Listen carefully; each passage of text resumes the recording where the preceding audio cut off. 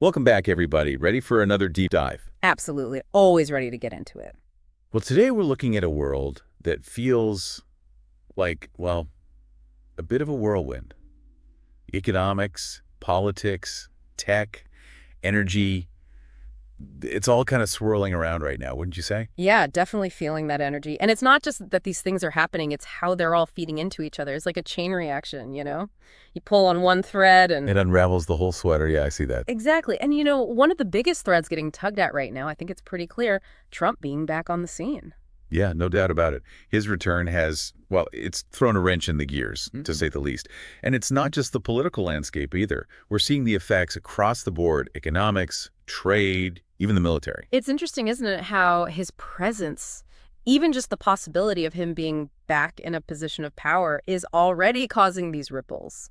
Big ripples, too. Like the Washington Post article we looked at, they're saying tariffs are back on the table. Mm-hmm. Apparently, he might use them as leverage in trade negotiations. Tariffs, yeah. Classic move.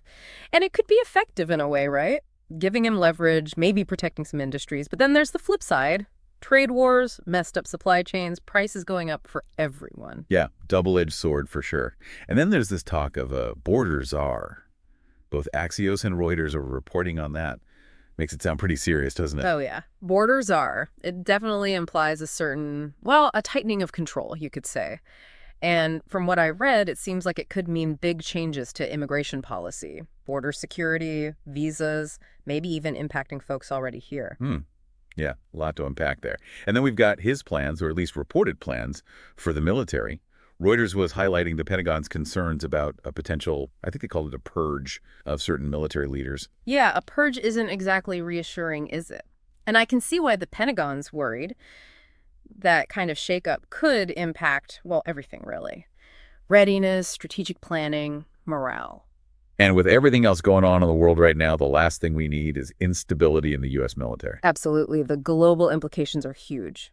So, okay, we've got potential trade wars on the horizon, immigration policies potentially up in the air, a military maybe about to go through some major changes, and all this against the backdrop of a global economy that's, well, let's just say it's not exactly thriving.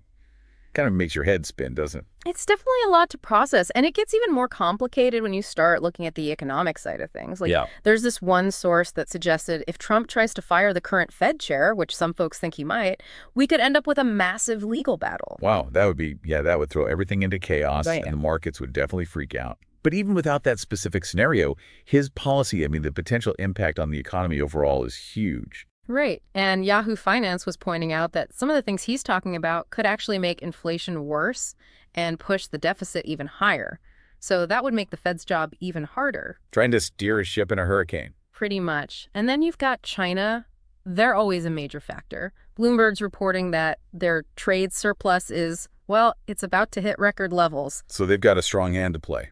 Absolutely. China's economic power, it gives them a lot of leverage on the global stage, and it's definitely going to be a major factor in how they deal with, well, with a potential Trump administration.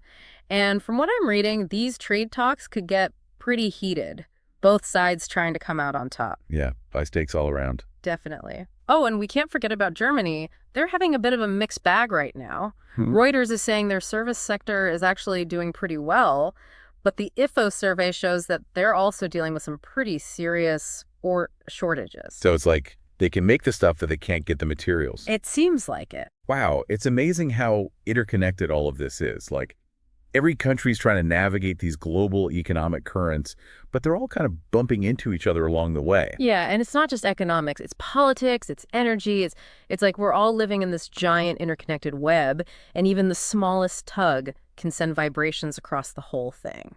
So we've talked about some of the big forces at play, but what about the actual numbers? The economic data that tells us what's really going on. Yeah, the nitty-gritty. Well, it's a mixed bag right now. Really depends on where you look. Right, because everyone's dealing with this global situation differently. Like in the U.S., remember we talked about a possible recession?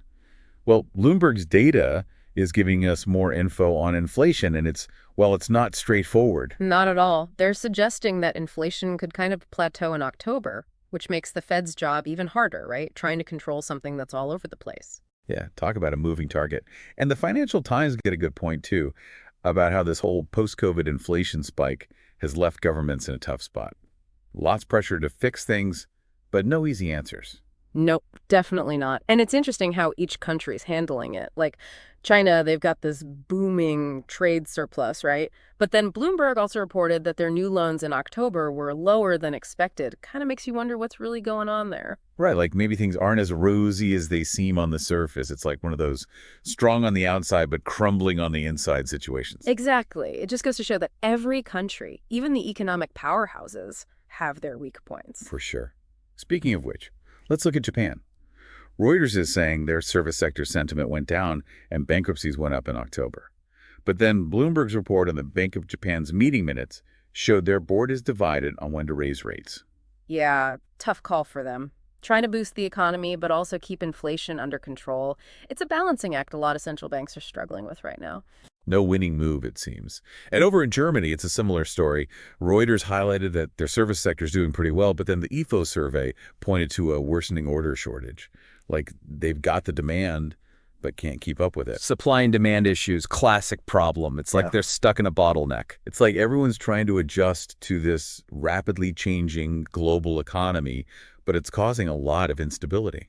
And that instability goes beyond just economics. It's spilling over into geopolitics as well, creating all sorts of ripple effects in international relations. Oh yeah, the geopolitical chessboard. Yeah. We touched on some of the key players earlier, but I'm ready to dive deeper into their strategies and what it all means. Lead the way. All right, so we've talked economics, we've talked politics, but what about the global power dynamics?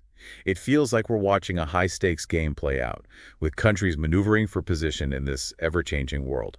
It's definitely a fascinating time to be following international relations. We've already talked about the U.S. and China, how their relationship is, well, it's complicated. But the dynamics seem to be shifting, and things are getting even more complex. Yeah, Punchbowl News is reporting that House Republicans are really pushing to change U.S.-China trade relations, like a major overhaul, which could have huge consequences for the global balance of power, right? Absolutely. It seems like the U.S. is rethinking its economic ties, possibly looking to form new alliances to strengthen its position globally. And China's not just sitting back and watching this happen. Their economic influence is growing, giving them more leverage in international affairs. And they're using it strategically. We see it in their trade deals, their investments in infrastructure projects globally, even their growing military presence. It's a power play, for sure. And then there's Taiwan, stuck in the middle of this geopolitical tug of war. The Financial Times had an article about them potentially making some major U.S. defense purchases. Seems like a pretty clear signal that they're getting ready for a future where they might have to defend themselves. Yeah, they're definitely not taking any chances. Taiwan's well aware of the changing landscape and the potential threats they face. Strengthening their defenses is a way to protect themselves, especially with all the uncertainty around U.S. foreign policy right now. It just goes to show that these regional conflicts can have global consequences, and that even countries that might seem small can still have a big impact on the world stage. And of course, we can't forget about the war in Ukraine. It's still casting a shadow over everything. It really has. The war in Ukraine has exposed the cracks in the international order. It's a harsh reminder of how fragile peace and stability really are, and of the human cost of these conflicts. It highlights the importance of diplomacy, of finding ways to resolve these disputes peacefully. It's easy to feel overwhelmed by all of this, isn't it?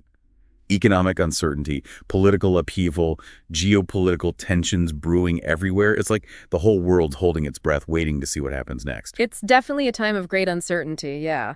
But it's also a time of immense opportunity. The choices we make now, individually and collectively, they're going to shape the future.